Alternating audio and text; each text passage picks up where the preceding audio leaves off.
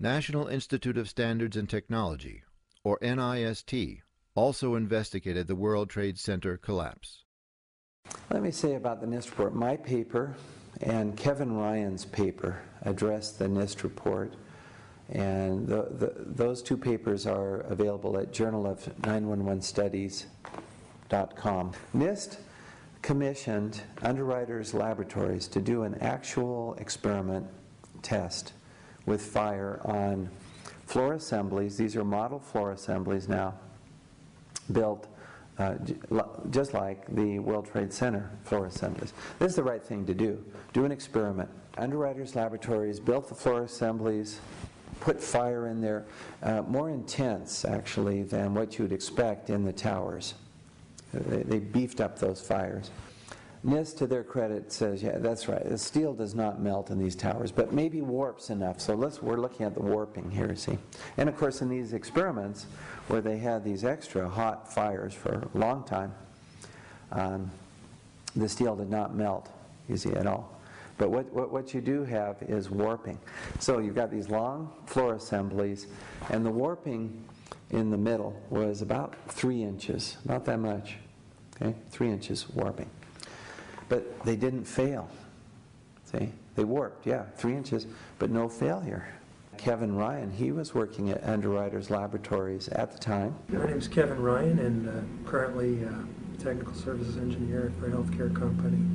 I live in Indiana, and I was previously a division manager for Environmental Health Laboratories, a division of Underwriters Laboratories, also in Indiana. I have a degree in chemistry from Indiana University, and I have a certification in quality engineering, which is very closely related to standards in the National Institute of Standards and Technology. I was a laboratory manager at UL for years, so I know about testing samples to national standards. Primarily my involvement, though, is being given information, both verbally and in writing, about UL's involvement.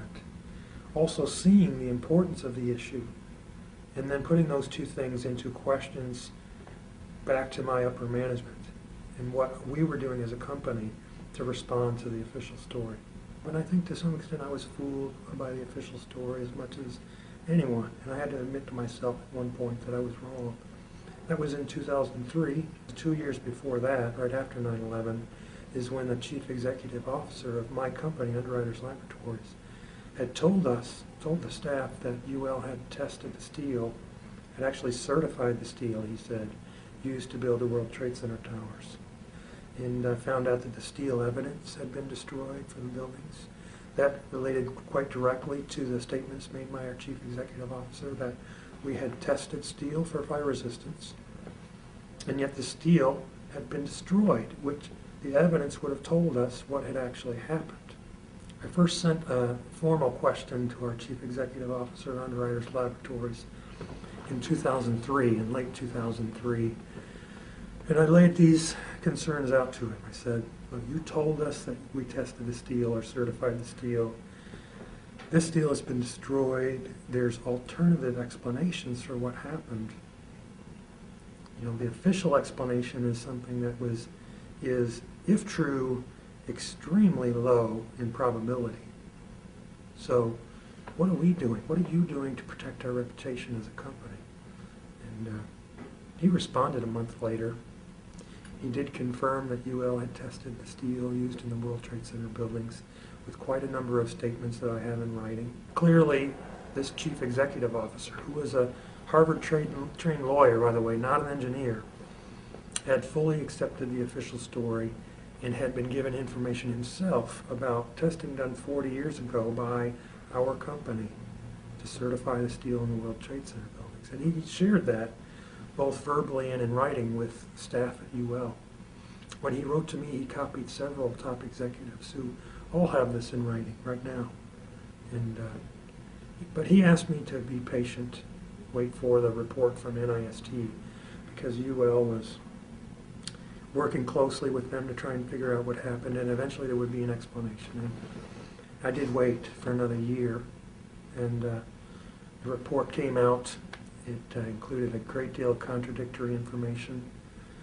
They had done physical tests both at UL and at Nist, that showed that the steel could not have softened, the floors could not have collapsed. And yet the report was coming out suggesting these things actually did happen. So after a period of about a year, I made a presentation in Chicago where I spelled out the problems with this latest story, official story of collapse, because really the Nist report is one of a string of stories that have been given. Kind of a media story was given, Towering Inferno, a FEMA report was given, it was a pancake story, the Silverstein insurance claim was another story. Nist now has had a couple of stories, but this final story is summarized kind of in 7 steps. And if you walk through those and fairly summarize them and look at known facts about the buildings, look at the report within itself to see if it's self-consistent, just look at the story and see if it's realistic.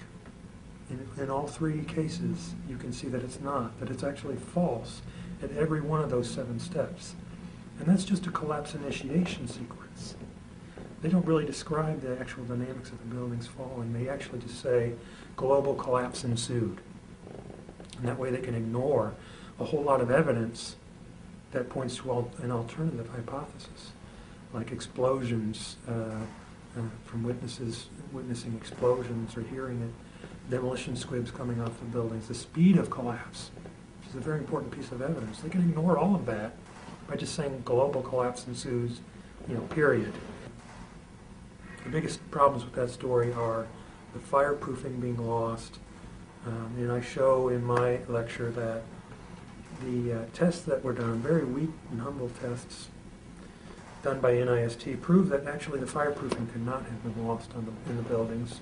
There was no energy for it. There was no mechanism for it to occur. That's probably the biggest problem, is the idea that the external columns would bow inward, which is primary to the official story. There is absolutely no physical testing to support that. There is no intuitive reasoning behind it. Furthermore, in their Nist report, as you read carefully, they only take you to the point where the towers are poised, each tower is poised to collapse. That's their term, poised to collapse. They don't look at what happens after it starts moving. So now then, what does Nist do? They go to a computer simulation, which is not as good as an experiment, you got to admit, right? Because this is now a computer model trying to get an explanation for the buildings to fail. When they got to the warping, instead of 3 inches, which is what the experiment showed, 42 inches, that's over 3 feet of warping. Now, that's a big difference. So you do the experiment, you get 3 inches, like that, and you do your computer model, and you stick in there 42 inches. I mean, what? You see what I'm saying? And the only support is from a highly manipulated computer model in which, the temperatures were exaggerated, the fire times were exaggerated, all the fireproofing was stripped off, and the floors were disconnected, so that we've got absolutely no actual conceptual framework in which to see columns being pulled inwards. If the floors are disconnected, there's no force to pull the columns inward. How did it happen? We're talking about a phantom force now in a highly manipulated computer model. And that's what we're basing our future on, and all of these changes we're seeing. So they had test results that disproved what they were saying that happened. There were also comments being made still about jet fuel fires melting steel by experts supporting the official story. So I wrote to Nist and I asked them about their report, and I asked them to please clarify the ideas that are being stated in the media and in their report. And I was fired for writing the letter. I was fired for nothing else but writing this letter. I didn't violate any policies. I had been promoted just earlier that year to the top management position in my division. They gave me a letter of termination. They said that the relationship with Nist was harmed, that it was poor judgment. I was in the front page of my local newspaper, who also interviewed UL. And they asked UL, well, is this guy saying true? Did you test or certify the steel? And they said, well, there's no evidence that we tested the steel. They didn't say they didn't do it or their CEO was wrong.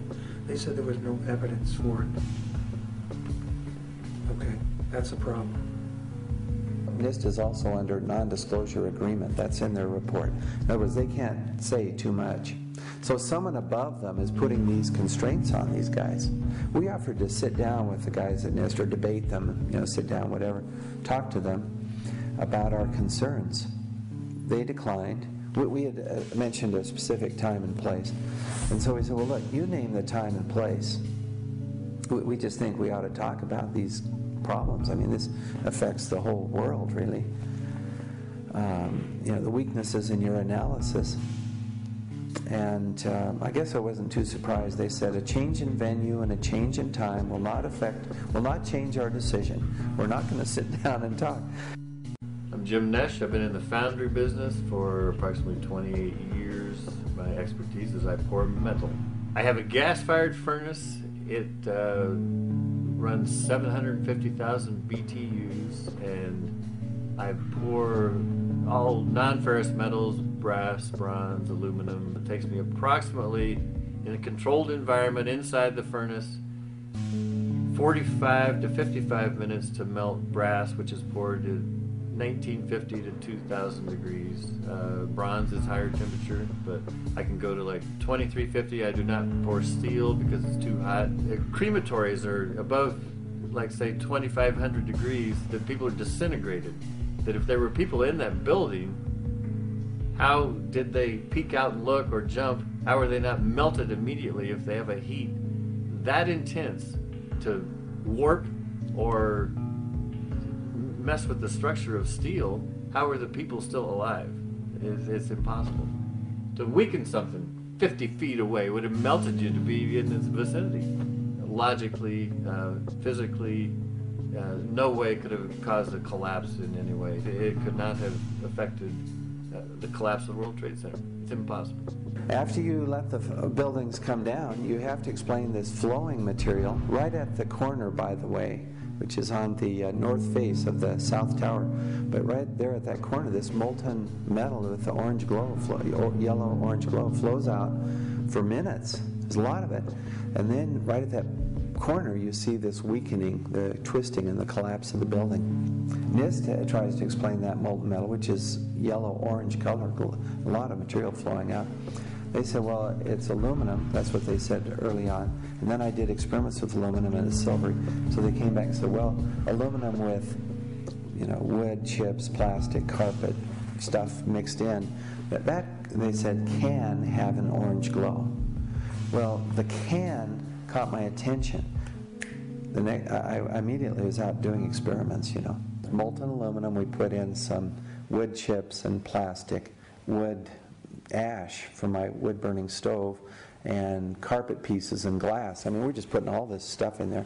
Melt this stuff up, and we have a young professor here who came from Nist. He couldn't believe that Nist would say, if you mix organics with aluminum and pour it out, now it'll have an orange glow. He couldn't believe they'd be wrong, but we couldn't get it. So he was working with me for over an hour, mixing this concoction of molten aluminum with wood, glass, plastic, carpet pieces, mix, and it doesn't want to mix, that is, the organics don't want to mix with the molten aluminum. We just poured it out. He poured it out, actually. Silvery, not orange glow, no orange glow. I melt aluminum. Aluminum is white colored, silver colored. There is no different colors in it. That's the only color it can be because it's silver colored. To have a different color in there means another chemical has to be involved. There was no melting of any structures below whatever story it was on down. So if something fell, it's going to just land there and stay there. The building's not going to fall down. On July 28, 1945, the Empire State Building was struck by a B-52 bomber on its way to Newark Airport. It left a hole 18 feet wide and 20 feet high, but the building did not collapse. It was for this reason that the World Trade Towers were built to sustain impacts from several jet airliners. The building was designed to have a fully loaded 707 crash into it. That was the largest plane at the time. I believe that the building probably could sustain multiple impacts of jetliners because this structure is like the mosquito netting on your screen door, this intense grid. And the jet plane is just a pencil puncturing that screen netting. It really does nothing to the screen netting. Frank A. DiMartini died in the 9/11 attacks. Lee Robertson, the WTC project structural engineer, also confirmed that the towers were designed to take hits from jet aircraft. Well, the columns and core this was a self-standing core. It was the first thing that went up and the rest of the building was built around it. 47, these are huge columns, 47 of them, and they held the elevator shafts and some service floors and so forth. This was regular construction grade steel, A36 it's called, which means it has 36,000 psi of yield strength or greater. And so it's typical construction steel, but it's very huge columns. Around the outside of the building were 236 columns that were box columns made of very high-grade steel, like 65,000 psi steel. Let's take a look now then at these 14 floors above the damage where the plane came in as a block in the North Tower. And let's do two things. Let's have a giant crane and imagine that picks up 14 floors and just drops them in air. You know, no building below, just drop them in air. How long will it take for the roof to get to the ground when you do that? Well, it works out to just about 9 or 10 seconds. There's some air resistance, but pretty much ignore that. The height of the North Tower, 1,368 feet. If you dropped a steel ball in vacuum, it would drop in 9.2 seconds. So we got this big block. We're doing the same thing, except we're dropping it in air. And, 9 or 10 seconds is what you'd expect. Now, how long did it actually take the building to collapse? Well, it's about 10 seconds, maybe 12. It's a little hard to tell now because there's so much dust, but if you look at the seismic record, when the shaking started, as that building started coming down, when it ends, just about 10 seconds. Okay, now we've done that one experiment. We drop it in air, 10 seconds. Now you take the same block and you drop it over the rest of the tower that's still there. You've got 47 core columns below, 240, these are steel columns going up the center of that thing, huge. At the base they're 4 foot by 2 foot, steel, okay. Interconnected columns, designed to stay standing, not to just give up, when something hits them. And then you've got 240 perimeter columns. Now you drop that block of 14 stories, okay, above the damage zone. You don't that drop on the rest of the building. What happens? Well, which is going to take longer? The one you drop in air or the one you drop on, a couple 100,000 tons of steel and concrete that's designed to remain standing? Which is going to take longer? The one that you drop on the building obviously should take a lot longer than the one you just drop in air. The situation, when you time it, it's essentially free fall speed. Goodness, how does that happen with all this steel in the way?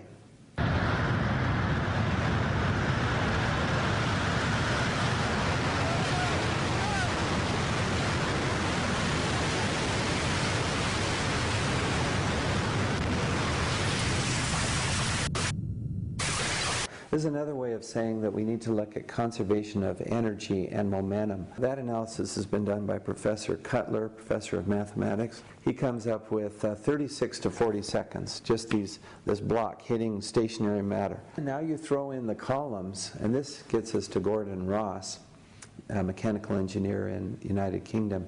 He says you put in the columns and conservation of energy and conservation of momentum. None of those looked at by FEMA and Nist, you see this. His final result is that the upper block will stop.